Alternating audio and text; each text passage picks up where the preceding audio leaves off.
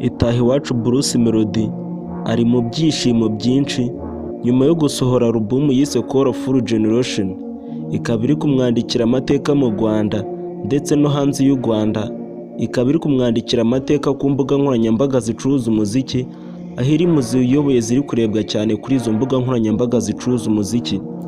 Kandi iyi alubumu yatumye ibihangano yasize ku rubuga rwa YouTube bimaze kurebwa n'abarenga miliyoni 100, bikaba byamuhesheje kuza ku mwanya wa 5 mu bahanzi bo mu Rwanda bamaze kurebwa cyane ku rubuga rwa YouTube.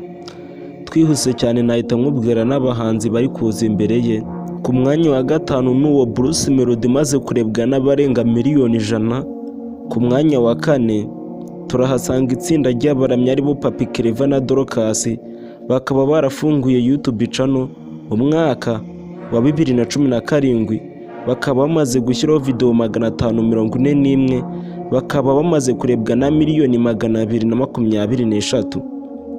Ku mwanya wa 3 turahasanga korali Ambassadors, ni imwe muri korali zikunzwe hano mu Rwanda, bakaba barafunguye YouTube channel mu mwaka wa 2014, bakaba bamaze gushyiraho video 268. Izo video 268 zikaba zimaze kurebwa inshuro miliyoni 286. Ku mwanya wa 2 turahasanga uwitwa Meddy. Uyu Meddy yafunguye YouTube channel mu mwaka wa 2013, akaba amaze gushyiraho video 64. Izo video 64 zimaze kurebwa inshuro miliyoni 299. Urumva ko ari abantu benshi bamaze kureba uyu Meddy.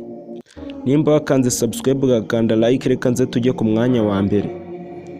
Ku mwanya wa mbere turahasanga uwitwa Israel Mbonyi, akaba yarafunguye YouTube channel mu mwaka wa 2012, akaba amaze gushyiraho video 68.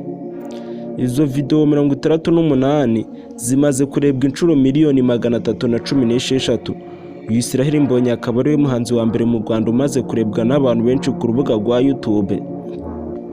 Urumva ko uyu Bruce Melody yakataje mu bahanzi bo mu Rwanda bamaze kurebwa cyane ku rubuga rwa YouTube. Urumva uyu Bruce Melody azafata abantu bahanzi bamaze kuza ku mwanya wa mbere bari kurebwa cyane ku rubuga rwa YouTube? Uze kubyandika uko ubyumva muri comment. Iki cyegeranyo nimba wagikunze uze gukanda subscribe kandi like, ubundi ujye muri comment usigemo udutima. Iyi ni Jean Paul TV Show. Bye bye, ndabakunda cyane.